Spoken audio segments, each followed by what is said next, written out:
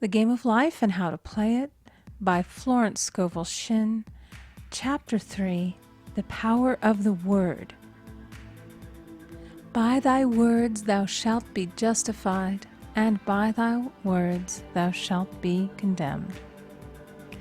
A person knowing the power of the word becomes very careful of his conversation. He has only to watch the reaction of his words to know that they do not return void. Through his spoken word, man is continually making laws for himself. I knew a man who said, "I always miss a car. It invariably pulls out just as I arrive." His daughter said, "I always catch a car. It's sure to come just as I get there." This occurred for years. Each had made a separate law for himself, one of failure, one of success. This is the psychology of superstitions. The horseshoe, or rabbit's foot, contains no power, but man's spoken word and belief that it will bring him good luck creates expectancy in the subconscious mind and attracts a lucky situation. I find, however, this will not work when a man has advanced spiritually and knows a higher law. One cannot turn back, and one must put away graven images.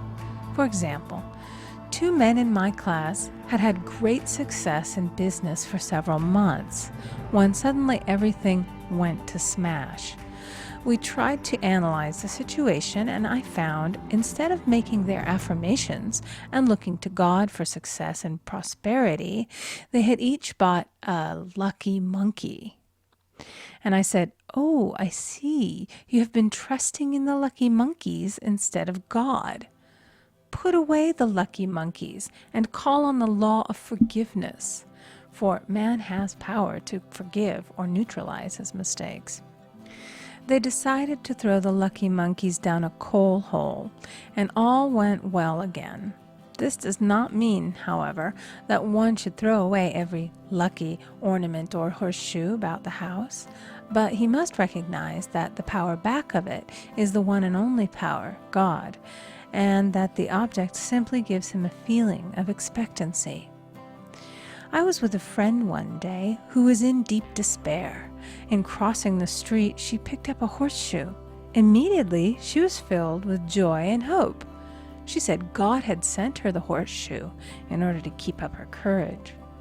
It was indeed, at that moment, about the only thing that could have registered in her consciousness. Her hope became faith, and she ultimately made a wonderful demonstration. I wish to make the point clear that the men previously mentioned they were depending on the monkeys alone, while this woman recognized the power back of the horseshoe. I know in my own case it took a long while to get out of a belief that a certain thing brought disappointment. If the thing happened, disappointment invariably followed. I found the only way I could make a change in the subconscious was by asserting, there are not 2 powers, there is only one power, God. Therefore, there are no disappointments, and this means a happy surprise. I noticed a change at once, and happy surprises commenced coming my way. I have a friend who said nothing could induce her to walk under a ladder. I said, "If you are afraid, you are giving into a belief in 2 powers, good and evil, instead of one.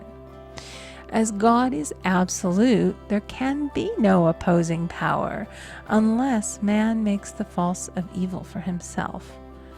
To show you believe in only one power, God, and that there is no power or reality in evil, walk under the next ladder you see." Soon after, she went to her bank. She wished to open her box in the safety deposit vault, and there stood a ladder on her pathway. It was impossible to reach the box without passing under the ladder. She quailed with fear and turned back. She could not face the lion on her pathway. However, when she reached the street, my words rang in her ears, and she decided to turn and walk under it. It was a big moment in her life, for ladders had held her in bondage for years. She retraced her steps to the vault, and the ladder was no longer there. This so often happens. If one is willing to do a thing that he is afraid to do, he does not have to. It is the law of non-resistance, which is so little understood. Someone has said that courage contains genius and magic. Face a situation fearlessly, and there is no situation to face. It falls away of its own weight. The explanation is that fear attracted the ladder on the woman's pathway, and fearlessness removed it. Thus, the invisible forces are ever working for the man who is always pulling the strings himself, though he does not know it. Owing to the vibratory power of words, whatever man voices, he begins to attract. People who continually speak of disease invariably attract it. After man knows the truth, he cannot be too careful of his words. For example, I have a friend who often says on the phone, "Do come to see me and have a fine old-fashioned chat." This old-fashioned chat means an hour of about 500 to 1,000 destructive words, the principal topics being loss, lack, failure, and sickness. I reply, "No, thank you. I've had enough old-fashioned chats in my life.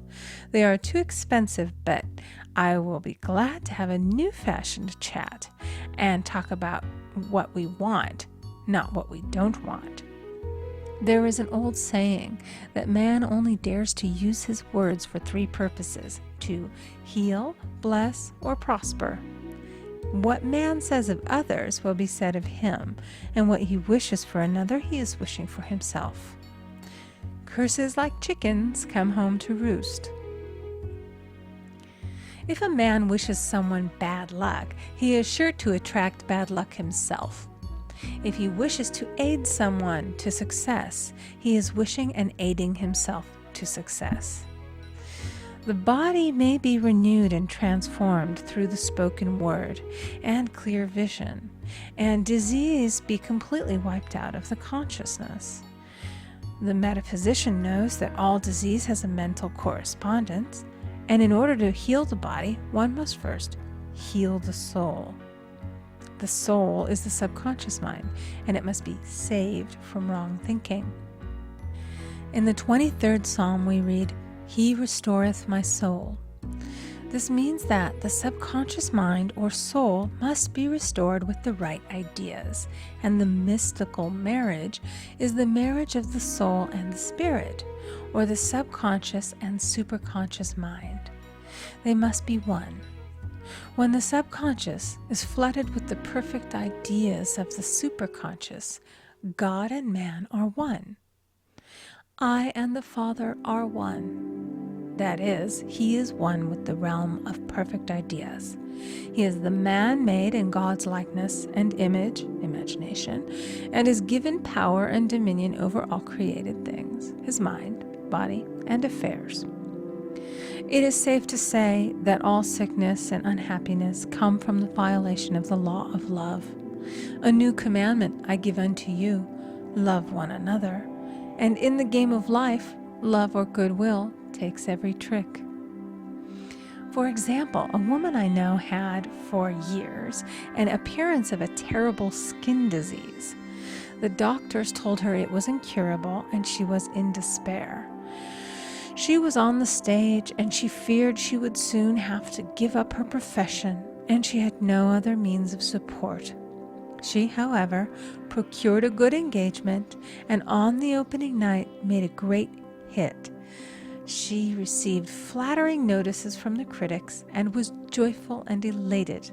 The next day she received a notice of dismissal.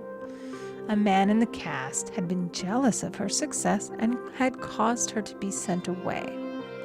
She felt hatred and resentment taking complete possession of her, and she cried out, "Oh God, don't let me hate that man."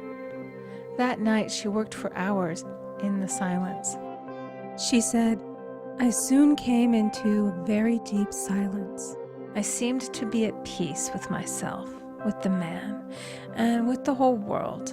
I continued this for 2 following nights, and on the 3rd day, I found I was healed completely of the skin disease. In asking for love or goodwill, she had fulfilled the law. For love is the fulfilling of the law. And the disease, which came from the subconscious resentment, was wiped out. Continual criticism produces rheumatism, as critical, inharmonious thoughts cause unnatural deposits in the blood which settle in the joints. False growths are caused by jealousy, hatred, unforgiveness, fear, etc. Every disease is caused by a mind not at ease. I said once in my class, there is no use asking anyone, "What's the matter with you?" We might as well just say, "Who's the matter with you?" Unforgiveness is the most prolific cause of disease. It will harden arteries or liver and affect the eyesight. In its train are endless ills. I called on a woman one day who said she was ill from having eaten a poisoned oyster. I replied, "Oh no, the oyster was harmless. You poisoned the oyster. What's the matter with you?" She answered, "Oh, about 19 people." She had quarreled with 19 people and had become so inharmonious that she attracted the wrong oyster.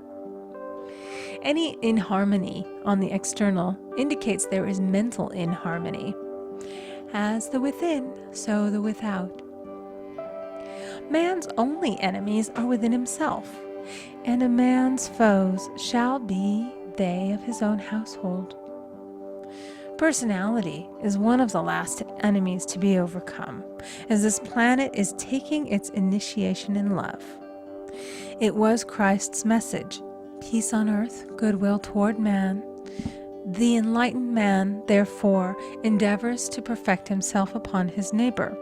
His work is within himself, to send out goodwill and blessings to every man, and the marvelous thing is that if one blesses a man, he has no power to harm him. For example, a man came to me asking him to treat for success in business. He was selling machinery, and a rival appeared on the scene with what he proclaimed was a better machine, and my friend feared defeat. I said, "First of all, we must wipe out all fear and know that God protects your interests and that the divine idea must come out of the situation. That is, the right machine will be sold by the right man to the right man." And I added, "Don't hold one critical thought toward that man. Bless him all day and be willing not to sell your machine if it isn't the divine idea." So he went to the meeting, fearless and non-resistant, and blessing the other man. He said the outcome was very remarkable. The other man's machine refused to work, and he sold his without the slightest difficulty. But I say unto you, love your enemies, bless them that curse you, do good to them that hate you, and pray for them which spitefully use you and persecute you. Goodwill produces a great aura of protection about the one who sends it, and no weapon that is formed against him shall prosper. In other words, love and goodwill destroy the enemies within oneself. Therefore, one has no enemies on the external. There is peace on earth for him who sends goodwill to man. End of chapter 3. Recording by Amy Conger.